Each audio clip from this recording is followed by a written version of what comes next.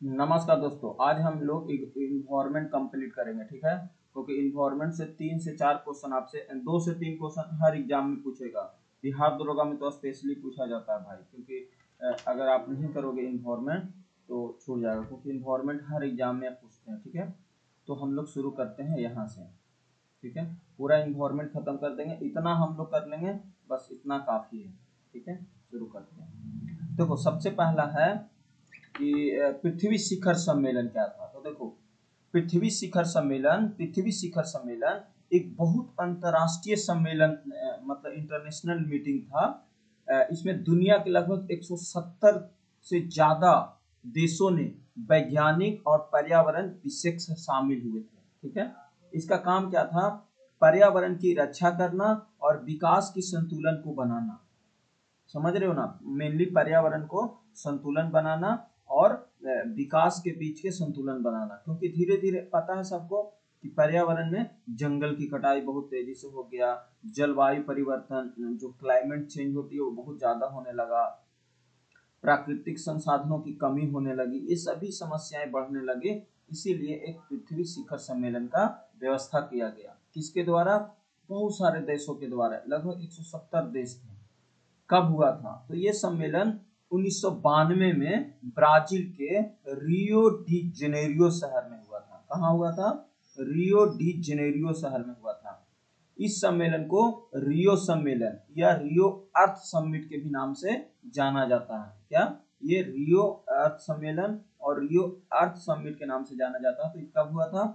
1992 में हुआ था। कहाँ? ब्राजील में। ब्राजील के कौन सा जगह? रियो डी जेनेरियो शहर में हुआ था। ठीक है, समझ रहे हो?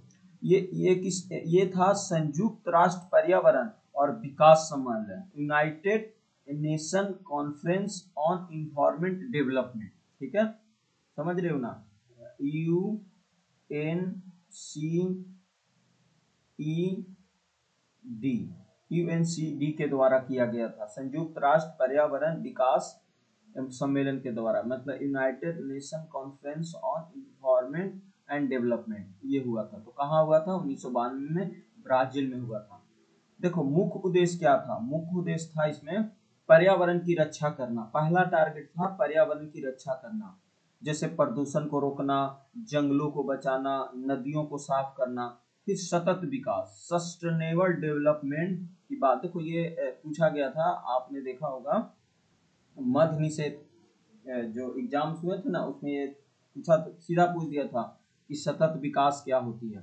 यानी ऐसा विकास जो आज की जरूरतों को भी पूरा करे, लेकिन भविष्य की पीढ़ियों को नुकसान ना पहुंचाए, या भविष्य को देख के काम करे।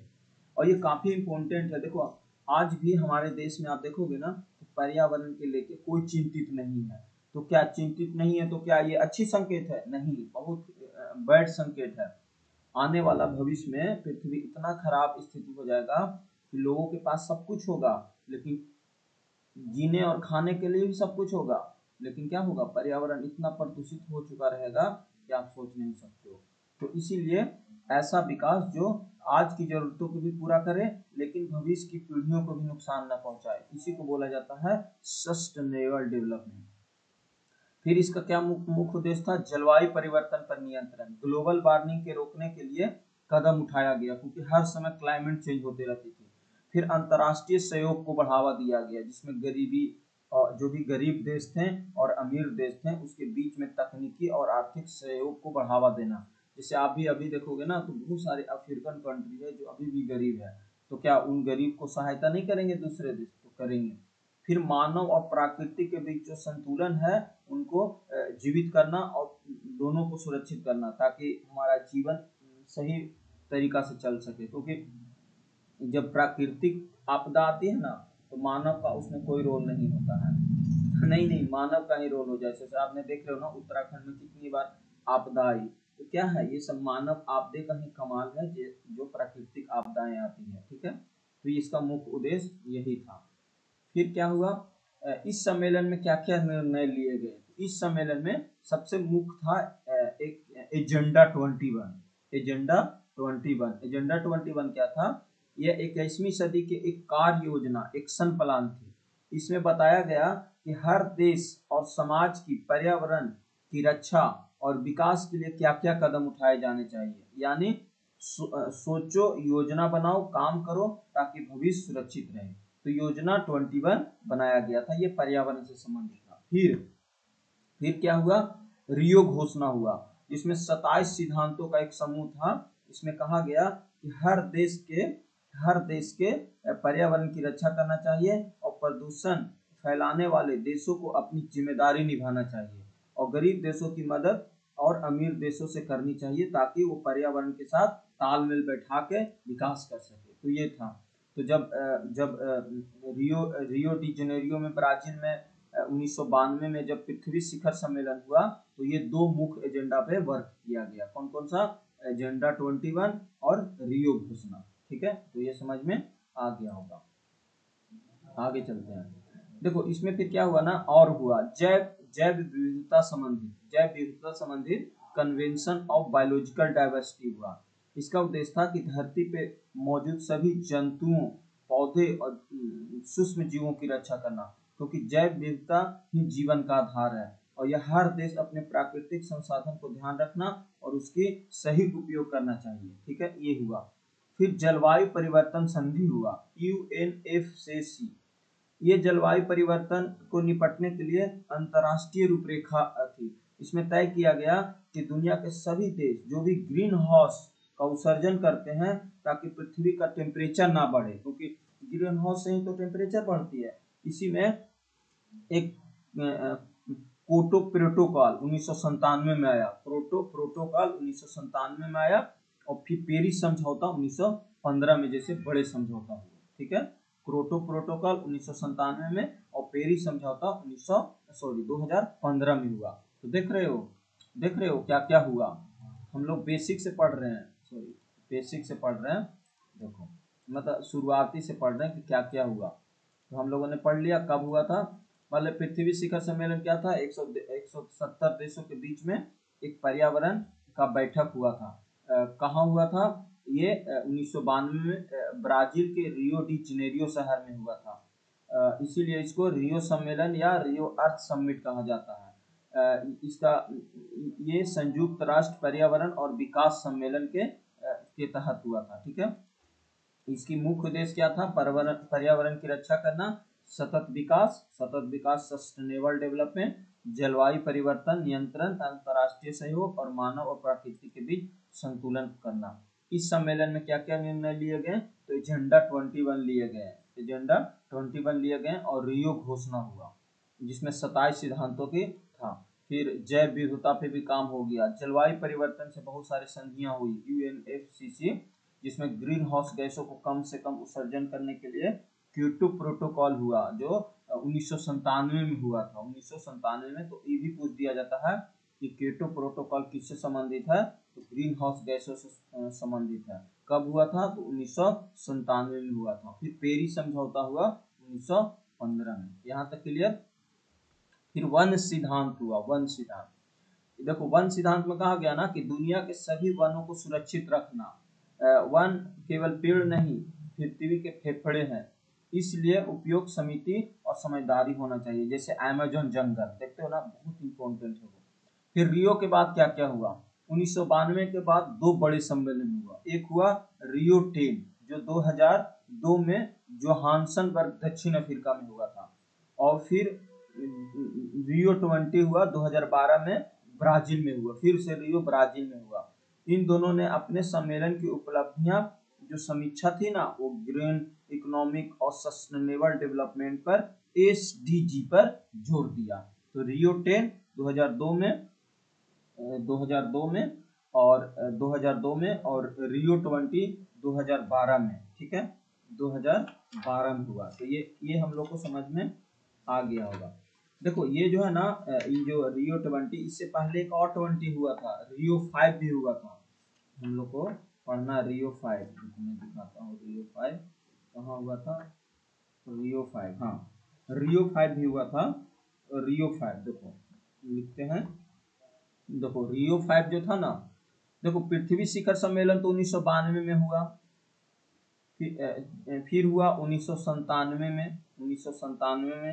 1997 में मतलब 5 साल बाद हुआ, 5 ईयर बाद। 5 ईयर बाद।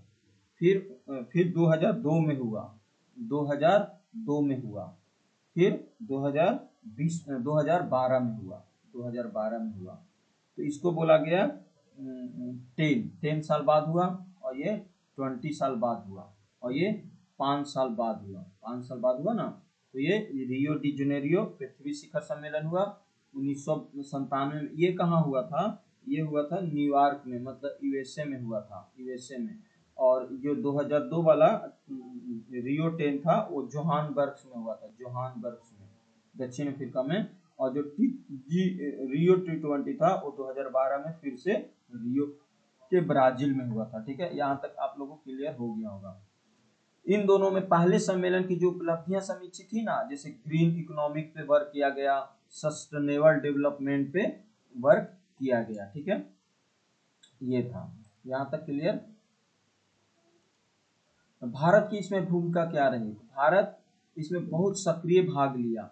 भारत ने कहा कि पर्यावरण की रक्षा जरूरी है, लेकिन इसके साथ गरीबी मिटाना भी उतना ही जरूरी है, क्योंकि भारत ने अमीर देशों से ये भी कहा कि गरीबी देश की मदद करे ताकि पर्यावरण को कोई नुकसान न पहुंचाए बिना विकास करके। ठीक है, इसका इम्पोर्टेंस ये रहा कि पूरी दुनिया ने पहली बार पर्यावरण और विकास से एक दूसरे से जुड़े रहे।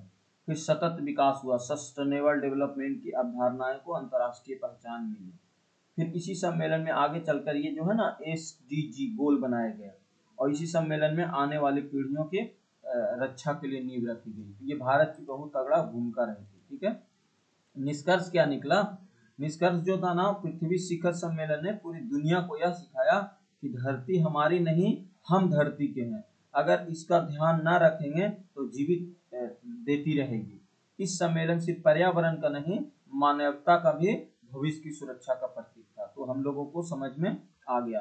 तो देखो 1992 में पृथ्वी शिखर सम्मेलन हुआ, फिर 1997 में क्या हुआ था?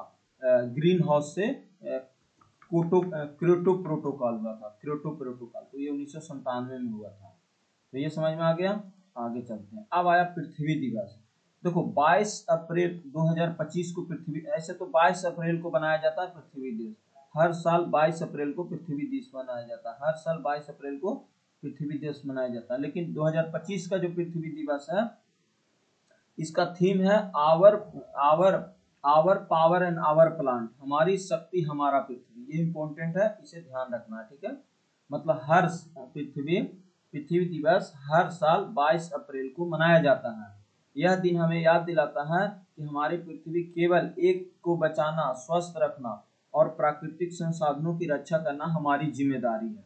और 2025 का थीम है our our our power and our planet, मतलब हमारी शक्ति हमारी पृथ्वी। ये है इस वर्ष का जो थीम है ना, इस बात पे केंद्रित करता है कि जो स्वस्थ ऊर्जा, क्लीन ऊर्जा और सतत विकास, सस्टेनेबल डेवलपमेंट को अपनाएं। इसका उद्देश्य है कि लोग सौर ऊर्जा, पवन ऊर्जा और नवीनीकरण संसाधनों का प्रयोग करें ताकि प्रदूषण कम हो। तो ये भी इम्पोर्टेंट है।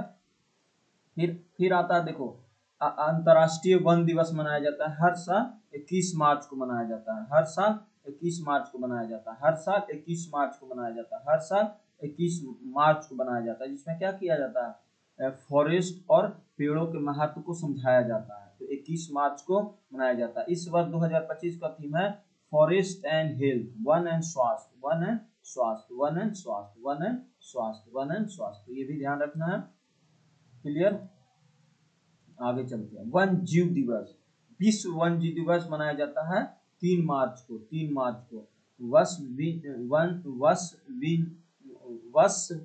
विश्व वन जीव दिवस 3 मार्च को मनाया जाता है। इसमें सभी जंगली जानवरों, पक्षियों और पौधे की सुरक्षा किया जाता है। और इसकी शुरुआत पता है किसने किया था? यूएन ने 2013 में किया था। 2025 का थीम है wild conservation finance, investing in people and planet, मतलब वन जीव संरक्षण में निवेश, लोगों और धरती के लिए निवेश। तो ये भी हम लोग को याद रखना है। 2025 के थीम है wild conservation finance, investing people and planet. ठीक है, तो क्या है? पृथ्वी दिवस कब मनाया जाता है? पृथ्वी दिवस मनाया जाता है 22 अप्रैल को। पृथ्वी दिवस 22 अप्रैल को, पृथ्वी दिवस 22 अप्रैल को, पृथ्वी दिवस 22 अप्रैल को, पृथ्वी दिवस 22 अप्रैल को, पृथ्वी दिवस 22 अप्रैल को, पृथ्वी दिवस 22 अप्रैल को। और 21 मार्च को क्या मनाया जाता है? अंतर्राष्ट्रीय वन दिवस, अंतर्राष्ट्रीय वन दिवस। फिर 3 मार्च को क्या मनाया जाता है? फिर 21 मार्च को क्या, 21 मार्च को क्या मनाया जाता है? 21 मार्च को मनाया जाता है, 21 मार्च को वन दिवस, 21 मार्च को राष्ट्रीय वन दिवस। और 3 मार्च को विश्व वन्यजीव दिवस। 3 मार्च को विश्व वन्यजीव दिवस, विश्व वन्यजीव दिवस। और इस बार का थीम है wild life conservation finance investing paper planning. यह है, यहाँ तक क्लियर हो गया होगा। आगे चलते हैं। अगला है अंतर्राष्ट्रीय वनों का दिवस है 21 मार्च को। 21 मार्च की हम लोगों ने पढ़ लिया, 21 मार्च को हम लोगों ने पढ़ लिया कि यह वनों और महत्व को संरक्षण के लिए मनाया जाता है। ये संयुक्त राष्ट्र महासभा 2012 में घोषित किया था। इसका इस वर्ष का थीम है forest and health, forest and health, forest and health, forest and health. यहाँ तक क्लियर। आगे चलते हैं। देखो, विश्व जल दिवस, विश्व जल दिवस हर साल 22 मार्च को मनाया जाता है, हर साल 22 मार्च को मनाया जाता है। जल है तो पानी की संरक्षण किया जाएगा। इसकी थीम इस बार का है accelerating change, accelerating change, accelerating change, accelerating change, accelerating change. तो 22 अप्रैल पृथ्वी दिवस, 21 मार्च वन दिवस, मार्च वन दिवस, 3 मार्च विश्व वन्यजीव दिवस और 22 मार्च जल दिवस, विश्व जल दिवस। तो ये सब ध्यान रखना है, पूछता है एग्जाम में। आगे चलते हैं। फिर है पृथ्वी दिवस। पृथ्वी दिवस मनाया जाता है 22 अप्रैल को, हम लोगों ने पढ़ लिया है। इस बार का थीम है our power and our planet. ठीक है, यहाँ तक क्लियर। आगे चलते हैं। विश्व पर्यावरण दिवस, ये मनाया जाता है हर साल 5 जून को, हर साल 5 जून को, हर साल 5 जून को। देखो, यह सबसे इम्पोर्टेंट है विश्व पर्यावरण दिवस। यह सबसे महत्वपूर्ण पर्यावरण दिवस है, क्योंकि 1972 में जो स्टॉकहोम सम्मेलन हुआ था ना, इसके बाद मनाना शुरू किया गया था। 1972 में स्टॉकहोम सम्मेलन हुआ, उसके बाद मनाना शुरू किया गया था। हर साल यह अलग अलग देश द्वारा होस्ट किया जाता है। 2025 में इसकी मेजबानी दक्षिण कोरिया, रिपब्लिक ऑफ कोरिया के द्वारा किया गया। और इस बार का जो थीम था वो beat plastic pollution, beat plastic pollution, beat plastic pollution, beat plastic pollution था। ठीक है, ये विश्व पर्यावरण दिवस कब मनाया जाता है? 5 जून को। 2025 इसकी मेजबानी किया है दक्षिण कोरिया के द्वारा, और 2025 में इसकी थीम था बीट प्लास्टिक एंड पॉल्यूशन। यहाँ तक क्लियर। अगला है विश्व महासागर दिवस। ये मनाया जाता है 8 जून को, हर साल 8 जून को मनाया जाता है, 8 जून को विश्व महासागर दिवस। यह क्या करता है? यह दिन महासागरों के संरक्षण के लिए मनाया जाता है। महासागर जो पृथ्वी की जलवायु को संतुलित रखता है। इस बार का थीम है 2025 का रिविटिलेशंस कलेक्टिव एक्शन फॉर ओशियन, मतलब महासागरों को पुनर्जीवित करने के लिए सामूहिक कार्रवाई, महासागर के पूर्ण जीवन करने के लिए सामूहिक कार्रवाई। कब मनाया जाता है? हर साल 8 जून को मनाया जाता है। ठीक है, यहाँ तक क्लियर। अगला चलते हैं। विश्व मृदा दिवस, विश्व मृदा दिवस ये मनाया जाता है हर साल 5 दिसंबर को, 5 दिसंबर को, 5 दिसंबर को, हर साल 5 दिसंबर को। और ये 2025 के इस बार का थीम है soil and water a source of life, soil and water source of life, soil and water source of life. ये बहुत मिट्टी और जल जीवन का स्रोत, ये भी ध्यान रखना है। ये किसके द्वारा बनाया जाता है?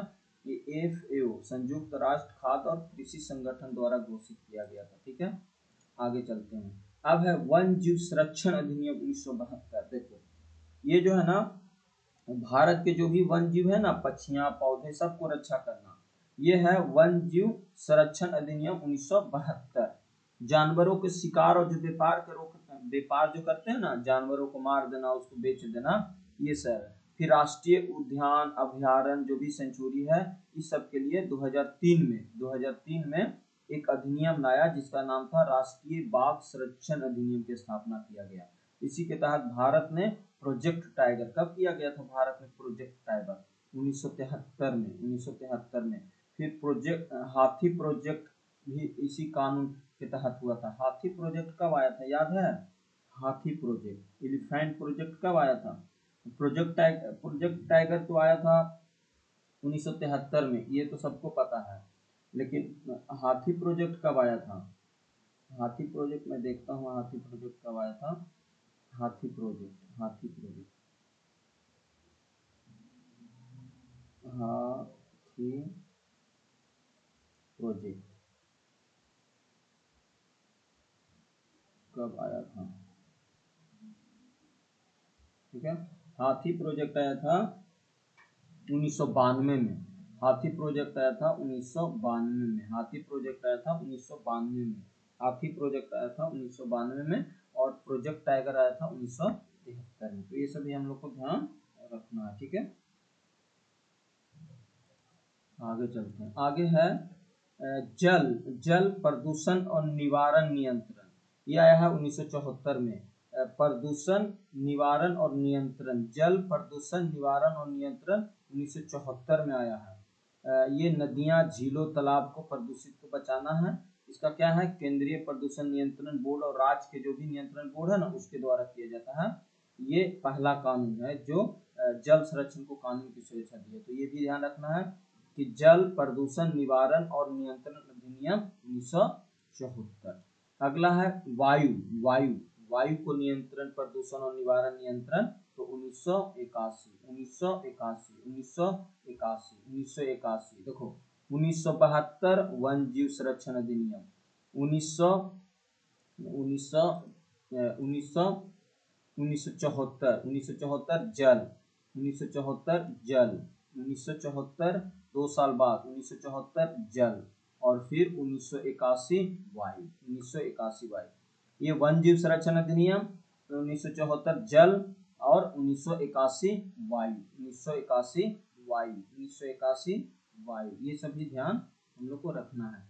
फिर है पर्यावरण संरक्षण अधिनियम 1986। पर्यावरण संरक्षण अधिनियम 1986, पर्यावरण संरक्षण अधिनियम 1986, पर्यावरण संरक्षण अधिनियम 1986। यह अधिनियम भोपाल जो गैस हुआ था ना 1984 के बाद लाया गया था। देखो 1972 वन जीव संरक्षण अधिनियम, 1974 जल संरक्षण अधिनियम, 1981 वायु संरक्षण अधिनियम, और 1986 पर्यावरण संरक्षण अधिनियम। ठीक है, तो ये सब हम लोग को ध्यान रखना है। वन जीव संरक्षण अधिनियम 1972, 1974 में जल को सुरक्षित करना, जल संरक्षण अधिनियम, और 1981 वायु, और 1986 पर्यावरण संरक्षण अधिनियम। ठीक है, और ये कब आया था? जब भोपाल गैस त्रासदी हुआ था ना, उसके बाद ये लाया गया था। फिर है वन संरक्षण अधिनियम, वन को संरक्षण अधिनियम, वन आया था वन संरक्षण अधिनियम 1980, वन संरक्षण अधिनियम 1980, वन संरक्षण अधिनियम 1980। देखो 1972 वन जीव संरक्षण अधिनियम, 1974 जल संरक्षण अधिनियम, 1981 वायु संरक्षण अधिनियम, 1980 वन संरक्षण अधिनियम, और 1986 पर्यावरण संरक्षण अधिनियम। यही ना? देखो इसे पढ़े पहले ना, 1986। ठीक है, आगे चलते हैं। आगे है राष्ट्रीय हरित अधिकरण 2010 में आया था। ये राष्ट्रीय हरित अधिकरण 2010 में आया। ये क्या है? ये तेज और विशेष न्याय के लिए एक ट्रैक जस्टिस है। इसका क्या काम होता है? राष्ट्रीय हरित अधिकरण की स्थापना की गई है। यह पर्यावरण प्रदूषण, जंगलों की कटाई, ये सबसे जुड़ी मामला है। इसकी मुख्यालय नई दिल्ली में है, और इसकी शाखाएं भोपाल में, पुणे में, चेन्नई में, कोलकाता में है। ये क्या करता है? बहुत मतलब ना, नेशनल जो ग्रीन है ना, ग्रीन, उसको ट्रेबलेट करता है। ये कानून बनाया गया 2010 में आया था। फिर जैव विविधता अधिनियम 2002 में आया है। जैव विविधता अधिनियम 2002 में, जैव विविधता अधिनियम 2002 में, जैव विविधता अधिनियम 2002 में। यह अधिनियम 1992 के जब रियो शिखर सम्मेलन हुआ था ना, उससे प्रेरित है, उससे प्रेरित है। कब हुआ था? 1992 में जो प्रथम शिखर सम्मेलन हुआ था, उसके बाद आया था। ठीक है, तो जैव विविधता अधिनियम 2002। ठीक है, यहाँ तक क्लियर। फिर है ठोस अपशिष्ट प्रबंधन, ये 2016 में आया है काम, ठीक है। ये घरेलू और कचरों से प्रबंधन की काम करता है, ठीक है, यहाँ तक क्लियर। फिर है प्लास्टिक अपशिष्ट प्रबंधन, ये भी 2016 में आया है, ठीक है, यहाँ तक। देखो 2025 का वर्ल्ड इन्वायरमेंट डे के थीम है बीट प्लास्टिक एंड पॉपुलेशन से जुड़ा हुआ, पॉल्यूशन से जुड़ा हुआ, ठीक है। आगे चलते हैं। ऊर्जा संरक्षण अधिनियम 2001 में आया, ऊर्जा संरक्षण अधिनियम 2001 में आया, ऊर्जा संरक्षण अधिनियम 2001 में आया। फिर है यूएनडीपी, देखो UNDP, United Nation environment programme, UNDP नहीं, यूएनईपी, यूनाइटेड, यूएनडीपी जो है ना, देखो यूएनडीपी जो है ना एचडीआई इंडेक्स जारी करता है, एचडीआई करता है, लेकिन यहाँ तो यूएनईपी है, तो ये पर्यावरण से रिलेटेड है। UNEP United Nation environment programme, ये है 1972 में आया था। इसकी मुख्यालय है नैरोबी, केन्या में। पूरे विश्व में पर्यावरण संरक्षण के प्रयासों का समन्वय करना, प्रदूषण, जल, ये सब के जैव विविधता से जुड़े जो भी कार्य है ना उसको करना। विश्व पर्यावरण दिवस जो वर्ल्ड इन्वायरमेंट डे है ना, का आयोजन यूएनईपी ही कराता है हर साल, यूएनईपी कराता है। ये कब कराया था? 1972 के जो स्टॉकहोम सम्मेलन के बाद यूएनईपी की स्थापना हुआ था। तो हर साल 5 जून को विश्व पर्यावरण दिवस मनाया जाता है, यहाँ तक ठीक है। आगे चलते हैं। फिर है आईपीसीसी, एक है integral panel on climate change, ये 1988 में किया गया था। ये विश्व मौसम संगठन जो है ना और संयुक्त राष्ट्र संघ का ये है, इसका मुख्यालय जिनेवा, स्विट्जरलैंड में। IPCC integral governmental panel on climate change, ये 1988 में आया था, जलवायु परिवर्तन से रिलेटेड है, ठीक है। ये वैज्ञानिक रिपोर्ट तैयारी करता है, यहाँ तक क्लियर। आगे चलते हैं। फिर है UNCC, International Union for Conservation of Nature, ये 1948 में आया था। UNCNCC, International Union Conservation of Nature, इसकी मुख्यालय है ग्लैंड, स्विट्जरलैंड में, ग्लैंड स्विट्जरलैंड में। ये क्या करता है? पौधे और जानवरों की सुरक्षा करता है। और ये रेड डेटा बुक प्रकाशित करना, इसका काम क्या है? रेड डेटा बुक प्रकाशित करना, जिसमें संकटग्रस्त जो भी प्रजाति है ना उनकी सूची तैयार करता है। कौन करता है? IUCN, international Union for Conservation of nature, IUCN, international Union Conservation of nature, 1948 में आया था। इसकी मुख्यालय है ग्लैंड, स्विट्जरलैंड में। ये क्या करता है? रेड डेटा बुक जारी करता है। रेड डेटा बुक्स क्या है? संकटग्रस्त जो भी प्रजाति है ना उनकी सूची तैयार करता है। ये दुनिया की सबसे पुरानी संस्था भी है। ये क्या करता है? प्रोटेक्ट एरिया को निगरानी करता है और जैव विविधता से संबंधित मुख्य कार्य यही है, ठीक है। फिर WWF, world wide fund for nature, ये 1961 में आया था। इसका भी वही ग्लैंड एंड स्विट्जरलैंड, ये 1961 में WWF, world wide fund for nature. ये क्या है? वन जीव संरक्षण, पर्यावरण की सुरक्षा और जलवायु से निपटता है। इसका WWF का प्रतीक है पांडा, WWF का प्रतीक है पांडा। यह संस्था अर्थ जैसे वैश्विक अभियानों का आयोजित करता है, जिसमें 1 घंटे के लिए बिजली बंद करके ऊर्जा बचत का संदेश देता है, ठीक है। ये 1961 में आया था, ठीक है, यहाँ तक क्लियर हम लोगों ने पढ़ लिया, यहाँ तक। आगे चलते हैं। फिर है UNFCCC, United nation framework convention on climate change, ये 1992 के जब रियो समिट के बाद ये बना था। इसकी मुख्यालय है बॉन, जर्मनी में। UNFCC, United nation framework convention on climate change, ये 1992 के जब रियो अर्थ समिट हुआ था ना उसके बाद बॉन, जर्मनी में। जलवायु परिवर्तन से निपटने के लिए अंतर्राष्ट्रीय ढांचा तैयार करना, और ये कॉप मतलब कॉन्फ्रेंस होती है ना, कॉन्फ्रेंस पार्टी, उसकी आयोजन करता है, ठीक है। इसी संस्था के तहत कोटो प्रोटोकॉल, जो ग्रीन गैस जो है ना, ग्रीन गैस 1997 वाला ये था। और पेरिस समझौता 2015 ऐतिहासिक जलवायु समझौता इन्होंने किया था, ठीक है। यहाँ तक हम लोगों ने पढ़ लिया है। आगे चलते हैं। अब है FAO, food and agricultural organisation, ये है 1945 में इसकी स्थापना किया गया था, ये रोम में है। FAO food and agricultural organisation 1945 में रोम इटली में। कृषि, खाद्य सुरक्षा, वनों, मत्स्य संस्थानों के संरक्षण पर काम करता है। मिट्टी, जल, खेती से संबंधित पर्यावरण संतुलन बनाए रखता है। और FAO हर साल विश्व मृदा दिवस तैयार करता है, विश्व मृदा दिवस, विश्व मृदा दिवस, वर्ल्ड सॉइल डे, और विश्व खाद्य दिवस भी मनाया जाता है। वर्ल्ड सॉइल डे कब मनाया जाता है बता सकते हो आप? World world world world soil day कब मनाया जाता है?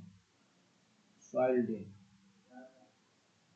वर्ल्ड सॉइल डे कब मनाया जाता है? वर्ल्ड सॉइल डे मनाया जाता है हर बार, कब मनाया जाता है, कब मनाया जाता है, कब मनाया जाता है, कब मनाया जाता है, मैं देख लेता हूँ कब मनाया जाता है,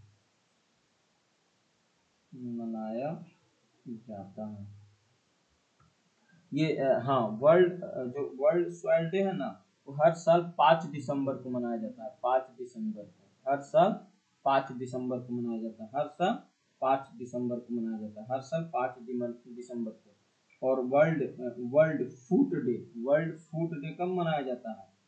world food day, world food day कब मनाया जाता है, कब मनाया जाता है, कब मनाया जाता है, ये भी आपको बताना है। ये बनाया जाता है वर्ल्ड फूड डे, मतलब विश्व खाद्य दिवस मनाया जाता है 16 अक्टूबर को, हर साल 16 अक्टूबर को मनाया जाता है, हर साल 16 अक्टूबर को मनाया जाता है, ठीक है। तो ये भी ध्यान रखना है कि विश्व मृदा दिवस हर साल 5 दिसंबर को और वर्ल्ड फूड डे हर साल 16 अक्टूबर को मनाया जाता है, ठीक है। यहाँ तक हम लोगों ने पढ़ लिया। अब है UNESCO, United Nation educational scientific and cultural organisation. देखो UNESCO, United Nation educational scientific and cultural organisation. UNESCO, United Nation educational scientific and cultural organisation. इसकी राजधानी है पेरिस, फ्रांस में। इसकी राजधानी है पेरिस, फ्रांस में। ये क्या करता है? शिक्षा, विज्ञान, संस्कृति के माध्यम से पर्यावरण को जागरूकता फैला करता है। इसका मेन और बायोस्फीयर प्रोग्राम के जैव मंडल संरक्षित करता है। और ये भारत में जो नीलगिरी है ना, सुंदरबन है, पंचमढ़ी है, ये यूनेस्को बायोस्फीयर घोषित किया गया। तो ये भी ध्यान रखना। शिक्षा क्या करता है? ये शिक्षा, विज्ञान और संस्कृति के माध्यम से जागरूकता फैलाता है। किसका? पर्यावरण का। इसकी राजधानी कहाँ है, सॉरी मुख्यालय कहाँ? पेरिस, फ्रांस में। यहाँ तक क्लियर। अब है यूएनडीपी। देखो यूनाइटेड नेशन डेवलपमेंट प्रोग्राम, ये है। इसका मुख्यालय कहाँ है? न्यूयॉर्क, अमेरिका में। इसकी मुख्यालय कहाँ है? न्यूयॉर्क, अमेरिका में। ये क्या करता है? सतत विकास, सस्टेनेबल डेवलपमेंट, गरीबी उन्मूलन पे कार्य करता है। मतलब सस्टेनेबल डेवलपमेंट को जो SDG है ना, उसको लागू कराने का काम करता है। यूएनडीपी ही तो HDI जारी करता है। HDI जो इंडेक्स है यही जारी करता है, यही। तो यूएनडीपी का क्या काम है? यूनाइटेड नेशन डेवलपमेंट प्रोग्राम करता है। इसकी मुख्यालय न्यूयॉर्क, अमेरिका में है। ये सस्टेनेबल डेवलपमेंट और गरीबी जैसे उन्मूलन पे कार्य करता है और SDG लागू करवाता है, ठीक है। पर्यावरण को आर्थिक और सामाजिक से जोड़ने में भी ये अहम भूमिका निभाता है। तो देखो पीछे वाला क्या था? यूएन। इससे भी पीछे वाला क्या था? ये तो हम लोगों ने पढ़ लिया। UNFCC क्या था? United nation framework convention on climate change. ये 1992 जब रियो दी अर्थ सम्मेलन हुआ था ना, इसकी मुख्यालय कहाँ है? बॉन, जर्मनी में, ठीक है। फिर आगे है, यहाँ तक क्लियर। फिर है, ये हो गया UNESCO, United Nation educational scientific and cultural, Paris, France में है। ये शिक्षा, विज्ञान, संस्कृति के माध्यम से पर्यावरण को जागरूकता फैलाता है, ठीक है। फिर है यूएनडीपी, ये यूनाइटेड नेशन डेवलपमेंट प्रोग्राम है। ये मुख्यालय इसका न्यूयॉर्क, अमेरिका में है। ये सतत डेवलपमेंट और गरीबी उन्मूलन पे काम करता है, ठीक है। आगे चलते हैं। फिर है ग्रीन पीस इंटरनेशनल। इसकी स्थापना 1971 में हुआ था। ये स्ट्रेप, नीदरलैंड में है। ग्रीन पीस इंटरनेशनल 1971 में। ये क्या करता है? वन प्रदूषण की कटाई, जलवायु परिवर्तन के खिलाफ वैश्विक अभियान चलाता है। नो नूक्स नो सेफ, इस तरह से, ठीक है। ये बहुत ही स्वतंत्र NGO है, ठीक है। आगे चलते हैं।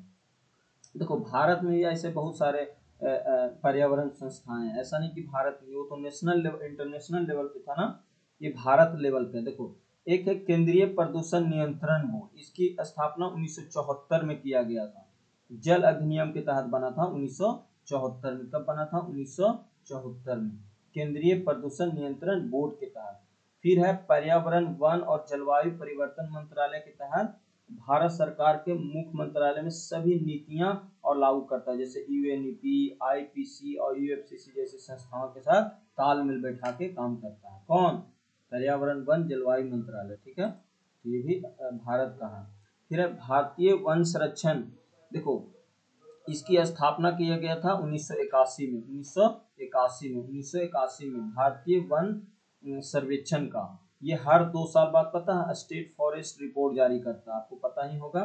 जैसे राष्ट्रीय बाघ संरक्षण अधिनियम 2005 में बनाया गया, प्रोजेक्ट टाइगर की निगरानी और बाघों के संरक्षण का काम करता है। फिर जैव विविधता जो 2002 में बायोलॉजिकल डाइवर्सिटी एक्ट बनाया गया, जैव विविधता की रक्षा करना और प्रारंभिक ज्ञानों को उपभोक्त करना, ठीक है, ये सब बातें हम लोग सीख चुके हैं। ठीक है, आगे जैव विविधता था 2002 में बनाया गया, बायोलॉजिकल डाइवर्सिटी एक्ट के तहत जैव विविधता की रक्षा करना, प्रारंभिक ज्ञान की नियंत्रित करना।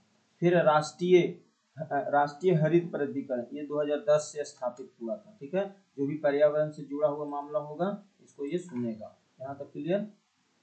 आगे चलते हैं। देखो इस बार जो भारत वन रिपोर्ट आया ना 2023 में, 2023 का रिपोर्ट आया है ना, यह रिपोर्ट वन सर्वेक्षण संस्थान फॉरेस्ट सर्वे ऑफ इंडिया के देहरादून के द्वारा प्रकाशित किया जाता है। ये किया गया था 21 दिसंबर 2024 को। पर्यावरण वन और जलवायु मंत्री जो थे ना, उसमें भूपेंद्र यादव, इसके द्वारा जारी किया गया था, ये भी ध्यान रखना। ये रिपोर्ट हर साल 2 वर्ष में जारी किया जाता है। इस देश में कितने फॉरेस्ट है, कितने ट्री है, ये सब की बातें बताई जाती है। ठीक है, तो आगे हम लोग पढ़ते हैं इसी के बारे में। देखो देश का कुल वन और देखो देश का कुल वन और कुल आरक्षण अगर है तो कितना है? 25.17% है, 25.17% है, 25.17% है टोटल कुल भौगोलिक क्षेत्र का। और अगर वनाच्छित बोला जाए तो 21.21.217% है, 217% है, जो देश के क्षेत्र का लगभग 3.1% है। ठीक है, इस बार अगर 2023 की तुलना करें तो 1445 वर्ग किलोमीटर की वृद्धि हुई है, और ब्रिज अनावक्षण 156 किलोमीटर की वृद्धि हुई है, और कुल मिला के 1289 किलोमीटर की वृद्धि हुई है। ठीक है, ये हम लोगों ने पढ़ लिया। देखो अब अगर सबसे अधिक वन क्षेत्र वाला राज्य है तो मध्य प्रदेश है, सबसे अधिक वन क्षेत्र वाला राज्य तो मध्य प्रदेश, उसके बाद है अरुणाचल प्रदेश, और उसके बाद है महाराष्ट्र, और सबसे अधिक वन अनाक्षण वाला राज्य मिजोरम है, मिजोरम, उसके बाद अरुणाचल प्रदेश, और उसके बाद मेघालय, और सबसे अधिक ब्रिज आच्छवन वाला राज्य मध्य प्रदेश, उसके बाद अरुणाचल प्रदेश, उसके बाद छत्तीसगढ़। फिर सबसे अधिक वन ब्रिज वाले राज्य आंध्र प्रदेश, तेलंगाना, सबसे अधिक वन की कमी वाला राज्य है ना वो मणिपुर है, फिर गुजरात है, फिर उड़ीसा है, इस तरह से। ठीक है, ये हम लोगों ने पढ़ लिया। आगे चलते हैं। अगर मैंग्रोव की बात करें तो देखो इतना मैंग्रोव की वृद्धि हुआ है। ठीक है, अगर 19 के अनुसार 33% से अधिक वनाच्छित होनी चाहिए। तो ये सब हम लोगों ने पढ़ लिया। आगे चलते हैं। देखो अगर आप फॉरेस्ट की बात करो ना तो भारत में कुल आरक्षित क्षेत्र 25.17% है, सबसे अधिक मध्य प्रदेश, सबसे अधिक प्रतिशत में मिजोरम, सबसे अधिक वन क्षेत्र वृद्धि वाला आंध्र प्रदेश। भारत में कुल कार्बन स्टॉक कितना है? 7285। बांस क्षेत्र में वृद्धि हुआ 5227। ठीक है, ये सब हम लोगों ने पढ़ लिया। आगे चलते हैं। देखो अब है हम लोग को कुछ डेट जो पर्यावरण से रिलेटेड है। जैसे 2 फरवरी को क्या मनाया जाता है? 2 फरवरी को मनाया जाता है विश्व जल आर्द्र भूमि दिवस, वर्ल्ड वेटलैंड्स डे। 2 फरवरी को मनाया जाता है। इसका थीम पता है इस बार का क्या है? Wetlands and wellbeing, wetlands and wellbeing, wetlands and wellbeing. 2 फरवरी को विश्व आर्द्र भूमि दिवस मनाया जाता है। ठीक है, फिर है 28 फरवरी को राष्ट्रीय विज्ञान दिवस, national science day, national science day मनाया जाता है। इसका उद्देश्य है भारत की जो भी उपलब्धियां साइंस में हुआ है ना, जैसे 1928 में डॉक्टर सीवी रमन द्वारा प्रभावी खोज किया गया था, तो ये हम लोगों ने पढ़ लिया था। अब आगे चलते हैं। नेक्स्ट है 3 मार्च को मनाया जाता है, 3 मार्च को मनाया जाता है विश्व वन्य जीव दिवस। विश्व वन्य जीव दिवस 3 मार्च को विश्व वन्य जीव दिवस, विश्व वन्य जीव दिवस, विश्व वन्य जीव दिवस। उद्देश्य है वन्य जीव की सुरक्षा और जैव विविधता। 21 मार्च को विश्व वानिकी दिवस, विश्व वानिकी दिवस, विश्व वानिकी दिवस। उद्देश्य है वनों को सुरक्षित करना। 22 मार्च को विश्व जल दिवस, विश्व जल दिवस। और 23 मार्च को विश्व मौसम विज्ञान दिवस, 23 मार्च को मौसम विज्ञान दिवस, 23 मार्च को मौसम विज्ञान दिवस। 30 मार्च, 3 मार्च विश्व वन्य जीव दिवस, 21 मार्च विश्व वानिकी दिवस, 22 मार्च विश्व जल दिवस, 23 मार्च विश्व मौसम विज्ञान दिवस। ठीक है। 7 अप्रैल को मनाया जाता है विश्व स्वास्थ्य दिवस। ठीक है। देखो 22 अप्रैल को मनाया जाता है पृथ्वी दिवस। इस वर्ष का थीम है our power our planet, our power our planet. ठीक है। आगे है 8 मई विश्व प्रवासी पक्षी दिवस मनाया जाता है, विश्व प्रवासी पक्षी दिवस। 8 मई को विश्व प्रवासी पक्षी दिवस। 22 मई को मनाया जाता है विश्व जैव विविधता दिवस। और 21 मई को मनाया जाता है विश्व तंबाकू निषेध दिवस। 31 मई को विश्व तंबाकू निषेध दिवस। 22 मई को विश्व जैव विविधता दिवस। 8 मई को विश्व प्रवासी दिवस। ठीक है। देखो 5 जून को विश्व पर्यावरण दिवस मनाया जाता है। ये सबसे ज्यादा महत्वपूर्ण है क्योंकि 1972 के जब स्टॉकहोम सम्मेलन के याद में मनाया जाता है। 2025 की मेजबानी दक्षिण कोरिया ने किया है। थीम है इस बार बीट प्लास्टिक पॉल्यूशन। 8 मार्च को विश्व महासागर दिवस मनाया जाएगा। 8 जून को विश्व महासागर दिवस मनाया जाएगा। 17 जून को विश्व मरुस्थलीकरण सूखा रोकथाम दिवस मनाया जा रहा है। ठीक है। 8 जून को विश्व महासागर दिवस, 17 जून को विश्व मरुस्थली सूखा रोकथाम दिवस, और 5 जून को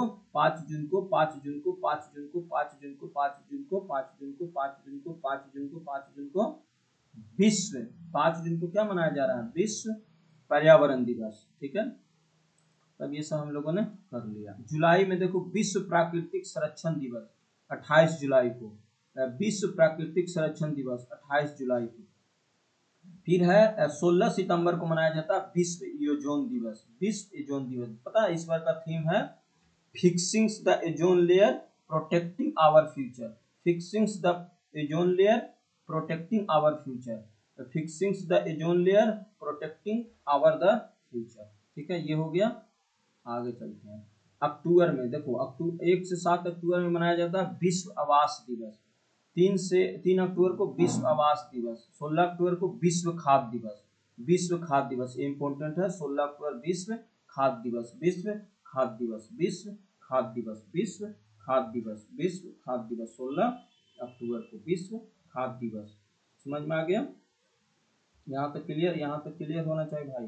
देखो ये सब यही सब पढ़ना है बार बार, ज्यादा ज्यादा बाबूगिरी नहीं करना है, इतना डीप तक बहुत है। ठीक है, इससे ज्यादा हम लोग को नहीं पढ़ना है। यहाँ तक क्लियर?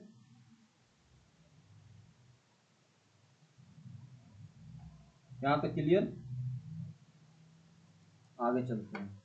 आगे है नवंबर में बनाया जाता है, 12 नवंबर को मनाया जाता है राष्ट्रीय पर्यावरण जागरूक सप्ताह, और 14 नवंबर को मनाया जाता है राष्ट्रीय ऊर्जा संरक्षण दिवस, और 28 नवंबर को मनाया जाता है विश्व वन्य जीव संरक्षण दिवस। 28 नवंबर को विश्व वन्य जीव संरक्षण दिवस, विश्व वन्य जीव संरक्षण दिवस। ठीक है, ये सब हम लोगों ने पढ़ लिया। 2 दिसंबर को मनाया जाता है राष्ट्रीय प्रदूषण नियंत्रण दिवस। ये जो भोपाल गैस त्रासदी हुआ था ना 1984, इसके पीड़ितों के याद में मनाया जाता है राष्ट्रीय प्रदूषण नियंत्रण दिवस। और 14 दिसंबर को मनाया जाता है राष्ट्रीय ऊर्जा संरक्षण दिवस। 14 दिसंबर को राष्ट्रीय ऊर्जा रक्षण दिवस। इसको देखो सबसे ज्यादा इंपॉर्टेंट है, इसको पढ़ लेते हैं। 5 जून विश्व पर्यावरण दिवस, 5 जून विश्व पर्यावरण दिवस। 22 अप्रैल पृथ्वी दिवस। 16 सितंबर विश्व ओजोन दिवस। 22 मार्च विश्व जल दिवस। 3 मार्च विश्व वानिकी दिवस। 21 मार्च विश्व वानिकी दिवस।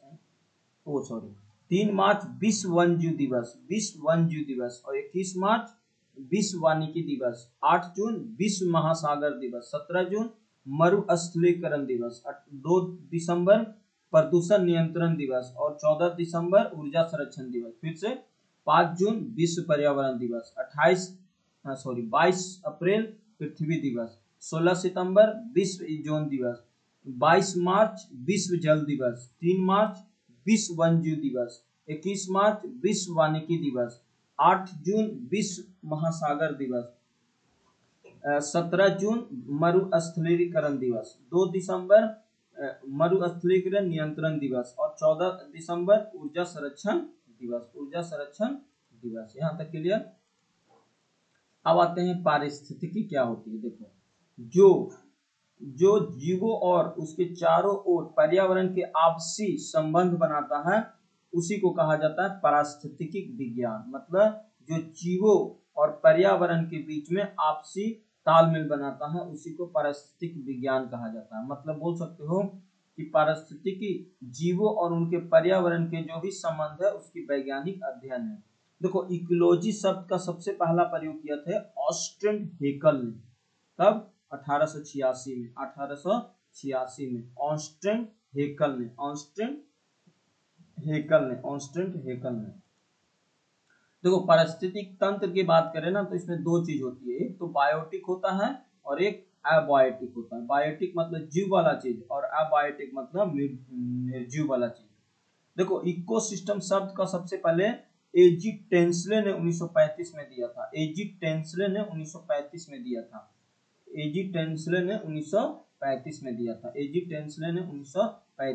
था। तो ये सब तो आपको पता है।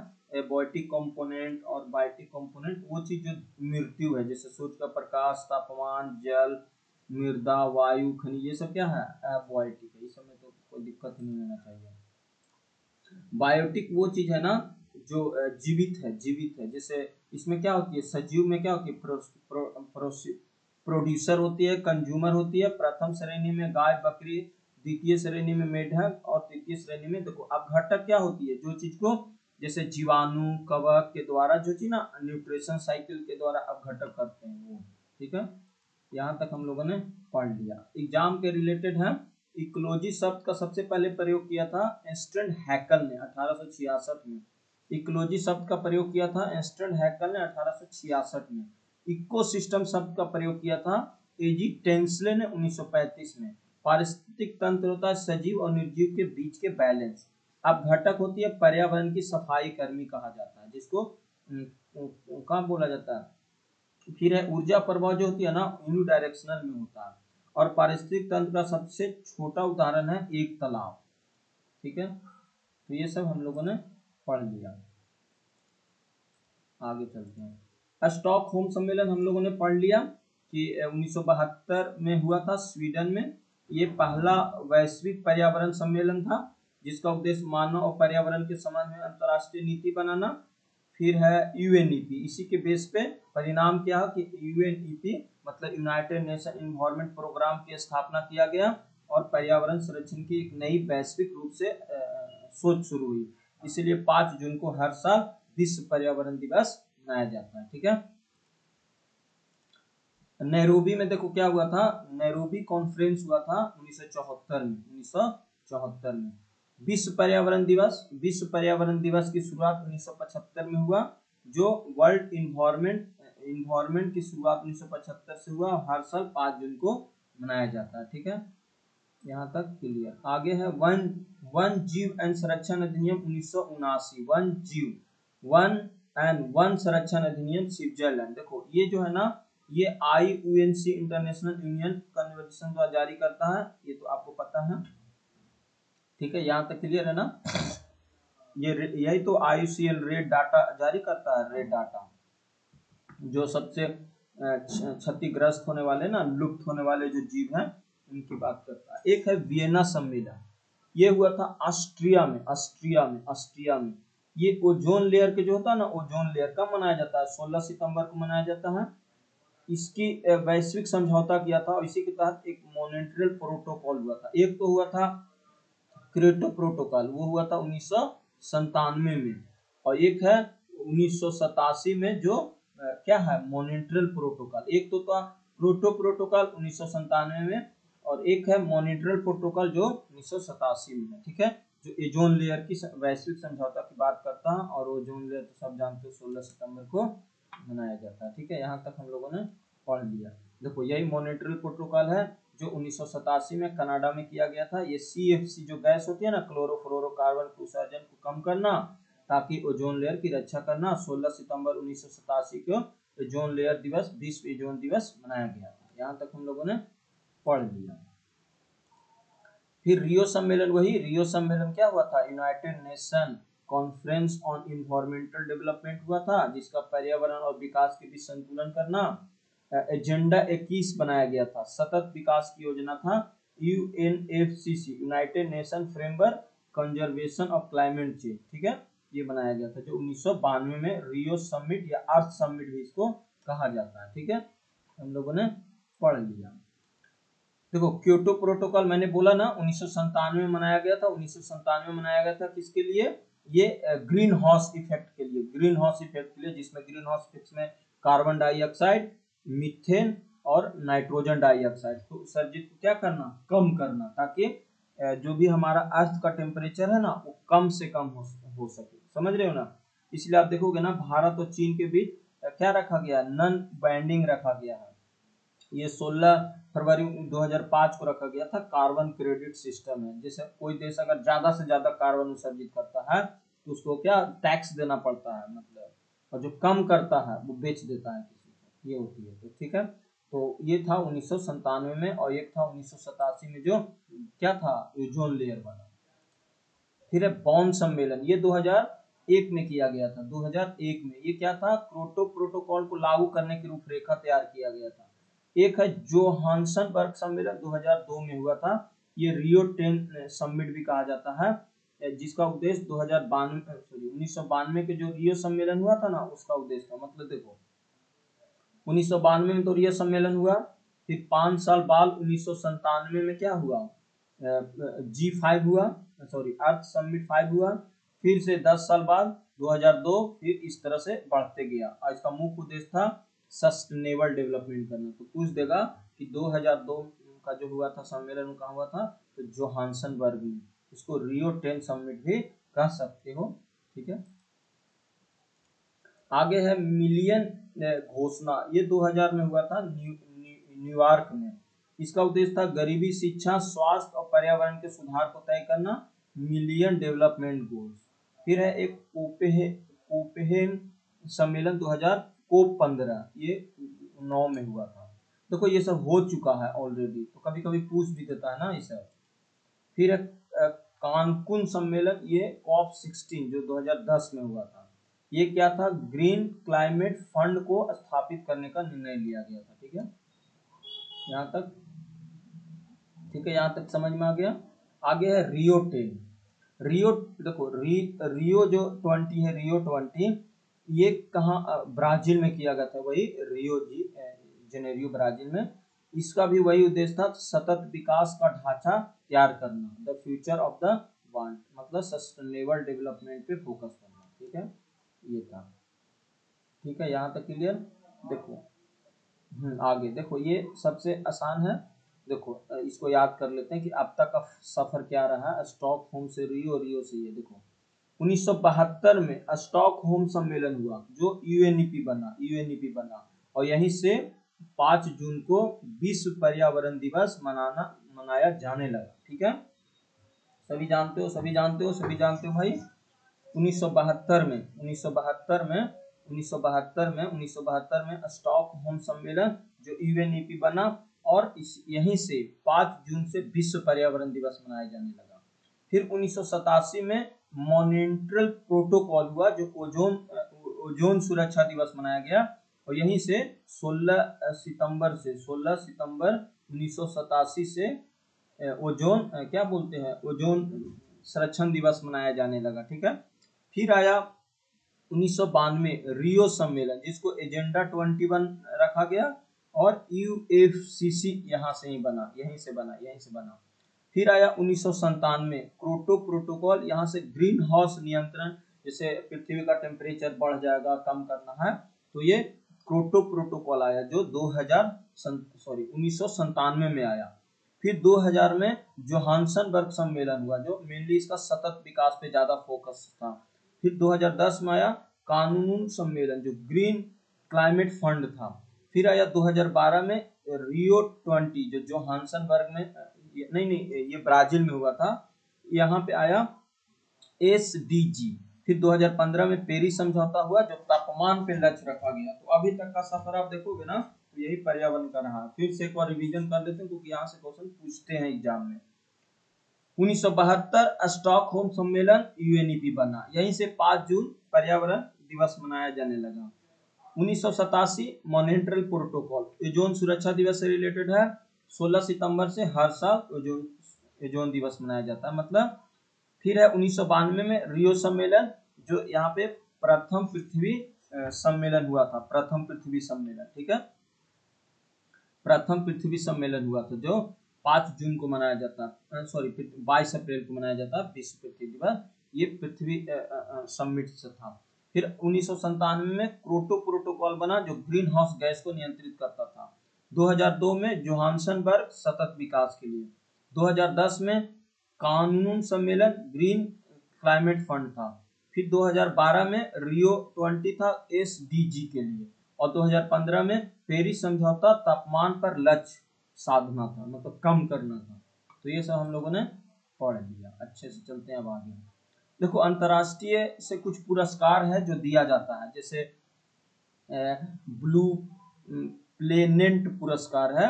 इसकी शुरुआत 1992 में जापान में किया गया था। लगभग $2.5 लाख अमेरिकी डॉलर दिया जाता है। देखो ये सब जो है ना ये याद रखा जाता है कि ब्लू प्लेनेट पुरस्कार क्या है। ब्लू प्लेनेट पुरस्कार तो पर्यावरण से रिलेटेड है, बस इतना याद रखो काम चल जाएगा। फिर विश्व, देखो यहाँ से कुछ एग्जाम ओरिएंटेड चीज पढ़ लेते हैं।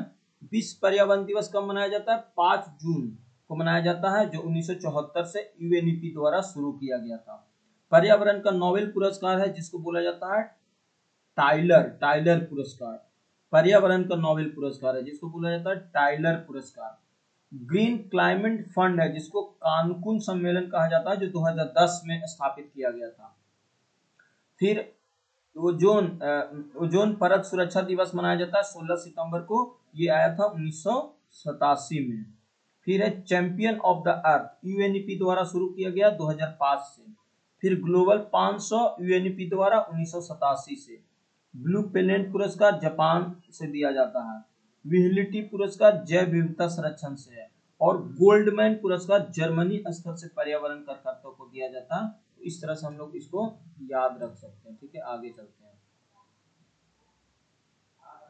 यहाँ तक क्लियर? अब है देखो भारत का अगर सर्वोच्च पर्यावरण पुरस्कार की बात करें तो इंदिरा गांधी पर्यावरण पुरस्कार दिया जाता है। पर्यावरण अनुकूलन तकनीकी के लिए इको फ्रेंडली टेक्नोलॉजी पुरस्कार दिया जाता है, 1992 से शुरू है। ठीक है, वैज्ञानिक योगदान के लिए GP पंत पुरस्कार दिया जाता है और औद्योगिक ग्रीन टेक्नोलॉजी अवार्ड भी दिया जाता है। तो इस तरह से बहुत सारे अवार्ड आपको देखने को मिलेगा। सबसे महत्वपूर्ण अगर वन अनुसंधान की बात करें तो देहरादून में है। कौन सा है? Forest research institute. वन जीव परिक्षेपण संस्थान जो वो भी देहरादून में है। वन सर्वेक्षण रिपोर्ट जारी कौन करता है? तो फॉरेस्ट सर्वे ऑफ इंडिया करता है। इसकी स्थापना मुख्यालय कहाँ है? देहरादून में। जैव विविधता की निगरानी करने वाला संस्थान जो है वो चेन्नई में है। जैव विविधता की निगरानी करने वाला संस्थान जो है वो चेन्नई में है। पक्षी संरक्षण केंद्र जो है वो सकून में है, कोयम्बटूर में, और मुंबई में, कोयम्बटूर में। राष्ट्रीय प्राकृतिक इतिहास संग्रहालय जो है वो नई दिल्ली में है। पर्यावरण को जागरूकता देना है। और जलवायु और प्रदूषण अनुसंधान जो है नीरी नागपुर में है। जलवायु और प्रदूषण अनुसंधान संस्थान नीरी नागपुर में है। ठीक है, भारत का सबसे पुराना अनुसंधान जो है वो देहरादून में है। ठीक है, वनों की कौन जारी करता है? Forest survey of India. Salim Ali पक्षी विज्ञान केंद्र कहाँ है? कोयम्बटूर में। नीरी का मुख्यालय नागपुर महाराष्ट्र में। जैव विविधता चेन्नई तमिलनाडु में। पर्यावरण न्यायालय NGT की स्थापना 2010 में। और राष्ट्रीय स्वच्छ गंगा मिशन का मुख्यालय कहाँ है? तो नई दिल्ली में। यहाँ सब समझ में आ गया। देखो भारत के प्रमुख रामसर साइट है जो अभी कुल मिला के 91 हो चुके हैं अभी लेटेस्ट में 2024-25 तक। सबसे ज्यादा अगर रामसर साइट की बात करोगे ना तो 20 साइट तमिलनाडु में है। सबसे कम क्षेत्रफल वाला जो है वो रेणुका वेटलैंड्स जो हिमाचल प्रदेश में है। और सबसे बड़ा अगर देखोगे तो सुंदरबन जो पश्चिम बंगाल में है। और भारत का पहला पहला रामसर स्थल है जो हरिक्के झील है पंजाब में, ठीक है, हरिक्के झील, हरिक्के झील, ठीक है, यहाँ तक क्लियर। अब देखो यहाँ तक तो हम लोगों ने पर्यावरण का रिलेटेड पढ़ लिया। देख लेता हूँ थोड़ा सा ये वाला जो करंट अफेयर है ना, इसको देखो पढ़ लेते हैं। ये एसपीडी वाला करंट अफेयर है, थोड़ा सा हम लोग पढ़ लेते हैं, लेटेस्ट वाला है, ठीक है। पर्यावरण परिस्थिति कह रहा है, देखो इतना ही पढ़ना है यार, ज्यादा डीप में नहीं पढ़ना है। इसी से क्वेश्चन पूछते हैं एग्जाम में, और ज्यादा पूछेंगे तो पूछेंगे, सबको के लिए पूछा जाता है ना। देखो आंध्र प्रदेश स्थित तिरुमाला हिल्स और एरामंटी देवकल को यूनेस्को की संभावित सूची में शामिल किया गया। देखो देखो ये क्वेश्चन पूछ भी सकता है, नहीं पूछ सकता ना, क्योंकि संभावित सूची में, अगर पता नहीं वो लिस्टेड हुआ, रिजेक्ट भी तो हो सकती है ना। तो आंध्र प्रदेश के तिरुमाला हिल्स और मंटू डिबोली हिल्स को यूनेस्को की संभावित सूची में शामिल किया गया है। देखो यहाँ पे इंदौर और उदयपुर शहर को वेटलैंड सिटी की मान्यता दी गई। बहुत इंपॉर्टेंट क्वेश्चन है कि इंदौर और उदयपुर शहर को वेटलैंड सिटी की मान्यता दी गई। चर्चा में रही हिल्सा मछली बांग्लादेश की राष्ट्रीय मछली है। चर्चा में रही हिल्सा मछली बांग्लादेश की राष्ट्रीय मछली है। मिजोरम में सिंथफोस लैटोफेटोनियस नामक एक सांप की एक नई प्रजाति खोजी गई है। मिजोरम में सिंथोफिनिस लैटोफेनिआइटिस नामक सांप की एक नई प्रजाति खोजी गई है, ठीक है।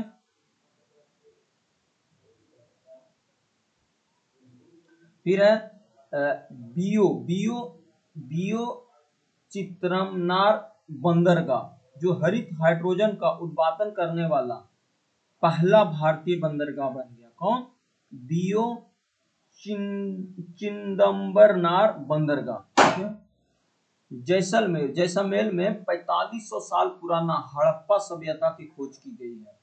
भारत की पहली चारागाह पक्षी जनगणना काजीरंगा राष्ट्रीय उद्यान से आयोजित की गई। काजीरंगा कहाँ है? असम में। भारत की पहली चारागाह पश्चिम जनगणना काजीरंगा राष्ट्रीय उद्यान से शुरू की गई है, मतलब आयोजित की गई है, ठीक है। यहाँ तक क्लियर। इंदौर ने 8वीं बार देश का स्वस्थ शहर का खिताब जीता। वाकई में शहर बहुत अच्छा है। इंदौर के 8वीं बार देश के सबसे स्वस्थ शहर का खिताब जीता। अंतर्राष्ट्रीय बिग कैट एलायंस की पहली महासभा नई दिल्ली में आयोजित की गई। इसका मुख्य उद्देश्य बाघ, शेर, तेंदुआ, हिम तेंदुआ, पीमा, जंगुआर जैसे बिल्ली की प्रजातियों को संरक्षण देना। विश्व ऊर्जा रिपोर्ट के अनुसार भारत जो है 2024 में दुनिया का चौथा सबसे बड़ा जैव ईंधन उपयोगकर्ता देश बन गया है। एशिया की सबसे उम्रदराज हथनी व साला का निधन मध्य प्रदेश के पन्ना टाइगर रिजर्व में हुआ। भारत में राष्ट्रीय जैव विविधता दिवस 22 मई को मनाया जाता है, जो पर्यावरण मंत्रालय के तुरंत उदयपुर राजस्थान में किया गया, ठीक है। फिर है देश का पहला waste to wildlife park Noida में बनाया जा रहा है। राजस्थान के खींचन और मिनार वेटलैंड को भारत के रामसर स्थलों में शामिल किया गया। अब कुल मिला के 91 रामसर साइट हो गई है। सिमलीपाल जो उड़ीसा का है 107वां राष्ट्रीय उद्यान बन गया। भारत में मानवीय आपदा से संबंधित सबसे प्राचीन शिलालेख गुटाला शिलालेख कर्नाटक में पाया गया है। अरुणाचल प्रदेश में उथुलिया मनालका नामक तितली खोजी गई है। हरियाणा में भिवानी जिले में स्थित दो हड़प्पा स्थलों, एक मिथाल और एक टिग्राना को सुरक्षित पुरातात्विक स्थल घोषित किया गया। नाट्य शास्त्र और भगवत गीता को यूनेस्को को मेमोरी ऑफ द वर्ल्ड में रजिस्टर में शामिल किया गया। ठीक है। फिर है कि बोस्वाना से 8 चीते मध्य प्रदेश के गांधी सागर अभयारण्य में स्थानांतरित किए जाएंगे। कर्नाटक के गांव स्तर पर पूर्वोत्तर संरक्षण पूरा करने वाला पहला गांव बना। यूनेस्को 16 नए वैश्विक geo park global geo park network नामित किया। मध्य प्रदेश के स्थित माधवपुर राष्ट्रीय जो है वो 58वां टाइगर रिजर्व बना। चीन में सबसे प्राचीन जुरासिक पक्षी जीवाश्म मिले। यूनेस्को ने इंदौर और उदयपुर को वेटलैंड सिटी के रूप में मान्यता दे दिया। ठीक है, समझ रहे आप?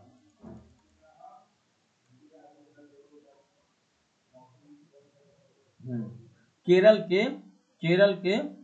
के कच्चमपीड़ कोझिकोड और चाल बीच कन्नूर समुद्री तट को फ्लू बैग प्रमाणित किया। ये फ्लू बैग तट 14 है। सरकार ने 2030 तक 10,000 जीआई टैग देने का लक्ष्य रखा है।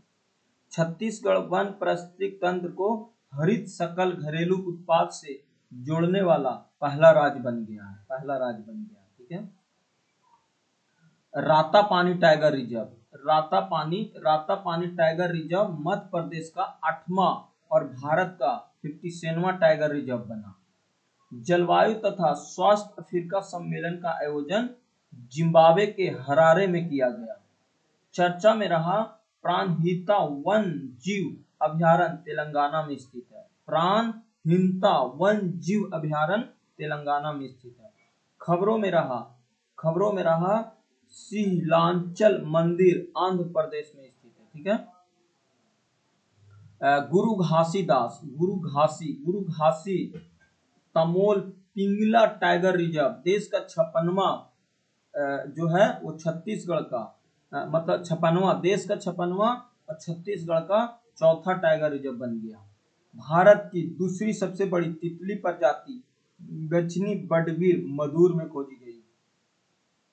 भारत के राजस्थान के भरतपुर जिले में केवलादेव राष्ट्रीय उद्यान में टील कार्बन पर भारत का पहला अध्ययन किया गया। ठीक है।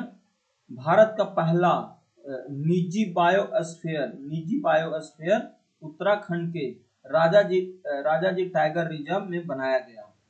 ये पता जो राजाजी टाइगर रिजर्व है इसी का नाम पहले शायद क्या था, मैं याद नहीं भुला रहा हूँ। फिर राजाजी घराटी बायोस्फीयर के नाम दिया गया। विशाल किले से नई पादप प्रजातियों जिसको सिंप्लिकाल शिवरायना खोज की गई।